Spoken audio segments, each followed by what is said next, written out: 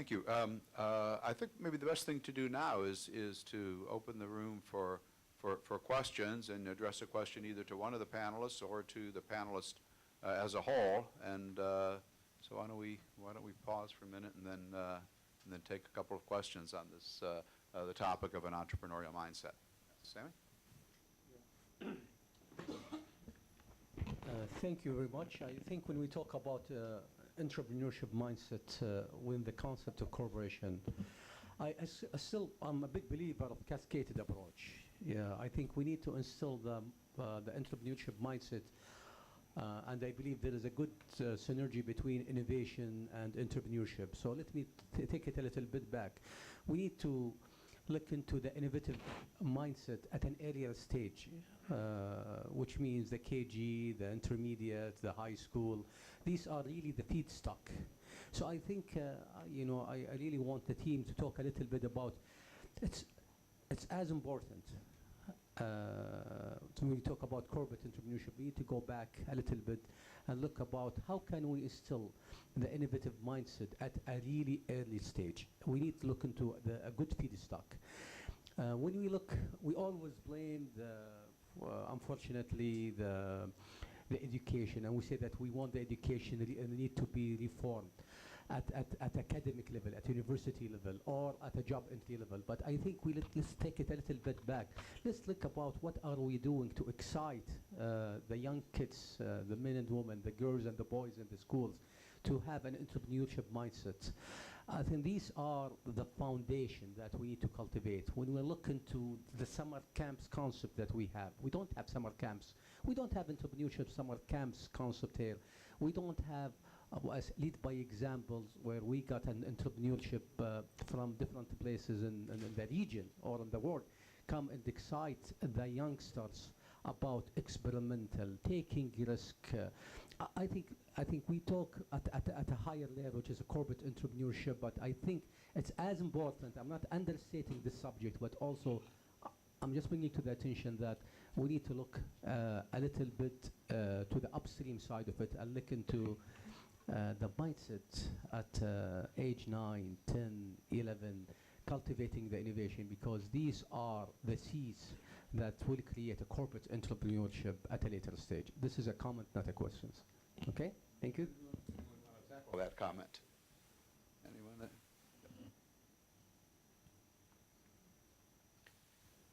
Excellent point. Actually, certainly by the time a student has gone through the kindergarten and junior high and high school, especially the one who get the highest grade, and especially in college, they are very good in complying the instructions.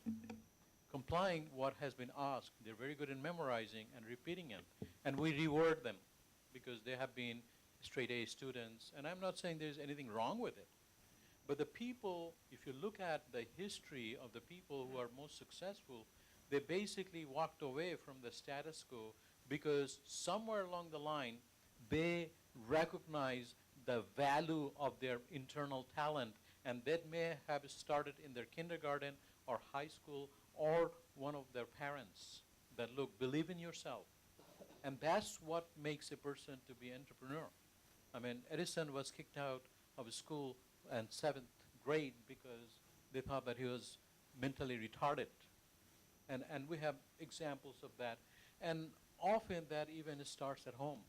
In the cultures where we see the entrepreneurship center is the highest is because it even starts in the school as well as in the family. The father is taking things apart and building things together. That's what they do for a hobby. And when the children see that, I mean, many of these examples in the U.S. are basically look at what their parents do, what the school is encouraging, the science fair, starting in kindergarten. I had to have my daughter help build a project that has to be new to solve an existing problem. And that education is lifelong education.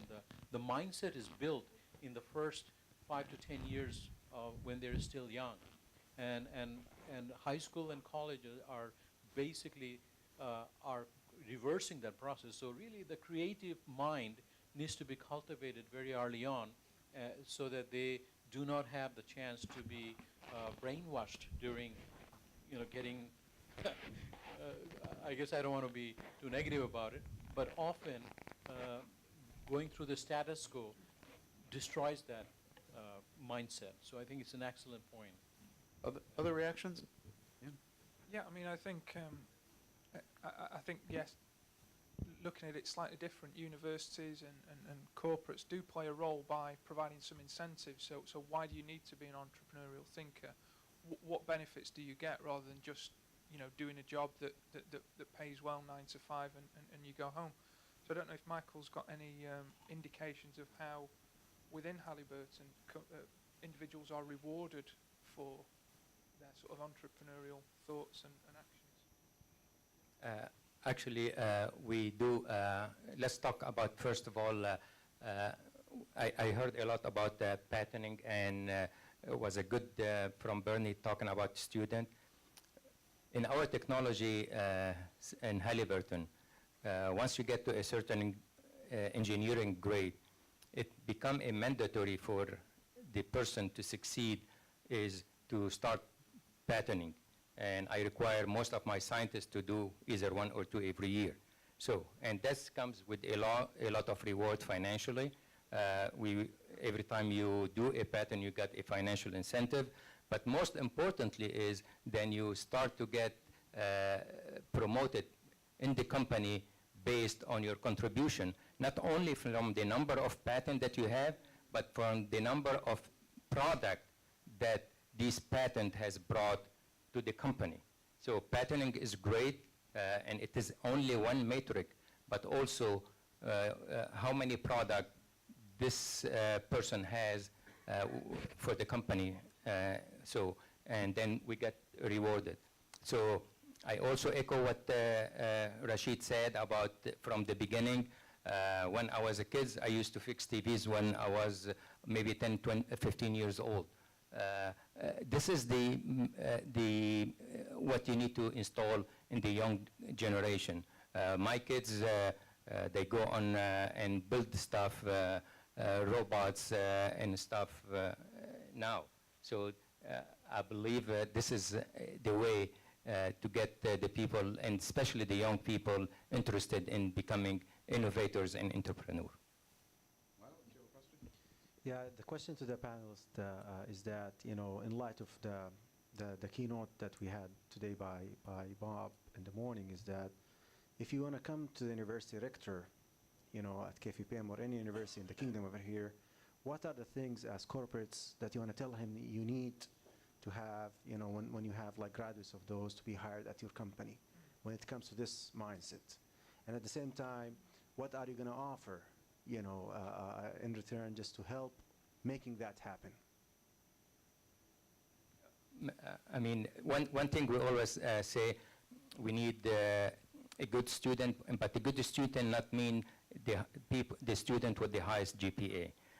We do have what we call a summer training programs, and we will hire students to come and work in our centers as a summer programs. And this is also what we call it a very good program to give a training for the student. So if I go to director and say what is my wish list in terms of what I need to see in a student is, first of all, a student who is energetic, a student who wants to learn. We have great success here in Saudi Arabia with hiring young engineers, male and females, with not a previous training. And believe it or not, after 2-3 years of training them, they compete with better than our engineers somewhere else. So from my experience, the talent is here, the training, and for us as a private industry, is our duty to give these type of training. Very successful, very pleased with the type of talent we have and the dedication of the young people in Saudi Arabia. So from my perspective, I tend to like these mischievous ones. I think they were called outliers this morning. And it's a person that's, quite bright, not always the top GPA, but it's someone that's quite bright, logical thinker, but also has an interest and always looking to do things in a slightly different or better way. I actually quite like people that are prepared to fail. I've got no issue with that. If they come along, they take a chance, they fail, but as long as they learn from that failure and they take the lessons from that and improve next time, then that's great. I've got no issue whatsoever with that. And it's for me, it's people that like to look at the world in quite a broad sense. It's not just focused on being a chemical engineer and focusing on engineering. It's actually having an appreciation of what's happening in the wider world, in the chemical industry, which companies are active, which new areas of technology are coming through.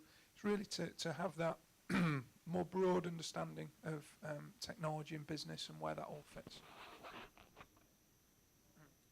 Okay, I think we have time for one more question if there is. Yes.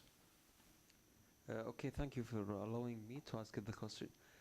Mr. Rashad, you said that we made a mistake with our children, like if he's not getting a high grade in the school, we don't reward them. Actually, I think we made the same mistake with the young entrepreneurship when they came to have an idea is not related to technology, I mean. So we just said, sorry that we don't have the investment or support for non-technology entrepreneur. I think in young entrepreneurs, we don't have what we call a good investment or good opportunity to work in real life. So do you think that we make the same mistake with young entrepreneurship who have no experience in technology field? Well, certainly, I think as far as the young entrepreneurs, that is relatively new, not only just here, but worldwide. But it is being increasingly recognized that young people, no matter where they are, they can be a very good source of creative ideas that perhaps the older generation has given up.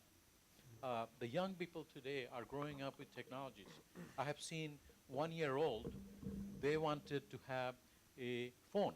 The mother bought them a plastic phone. The person took that plastic phone and crashed it immediately because they want the real phone so that they can talk, although they're not able to speak, but they want to pretend that they're talking. So there is a genetic changes happening in the new era, and so we are looking at the earliest stage of it, and I think that the education process that we know will transform tomorrow. I mean, 50 years from now, it's not going to be the same. And it is the creativity. It is the creativity that the young people have that has not been spoiled by the contamination of the world, are the one who are willing to ask these questions, that why, they keep on asking why it is this way. They're not judgmental, and they're not conformist. And I think that is basically a value that we're trying to teach when they have gone through a brainwashing process, and then we try to cultivate all over again when they have graduated. And so we have entrepreneurship program, where this is in ground, this is part of being human, is to be creative. And so how do we reward them is an excellent question. Do we have these programs? Well, there are many parts of the world these young people are generating solutions, and they're recognized. And I have seen many, many of these examples all over the world. That's why the science fair competitions go on at the junior high and high school, and many of them get Intel Award and IBM Award and Westinghouse Award. Many of them end up being very successful entrepreneurs. So I think those programs are there, but I think they need to be increased even more. Okay, so I think if I could summarize some of the learnings from this morning, it is that innovation and entrepreneurship is certainly not one size fits all. It's across, we talked earlier this morning about being across disciplines within a university. It's also across the size and the intent of the firm, and it's also across the age spectrum and age distribution. But the key is, just as the topic of this session implies, it's an entrepreneurial mindset that can be applied to all sorts of problems and solving all sorts of problems and issues. And with that, I'll turn it back to Lyle to give us instructions about lunch, and we have lots to talk about at lunch. Lots from this morning. Let's give them a hand, by the way. So lunch will be served in the dining hall in this building. So as you exit like the auditorium, you just go, you head right and you go straight.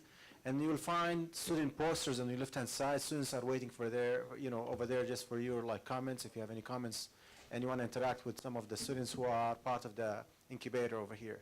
So thank you, and we'll see you back, after lunch, inshallah.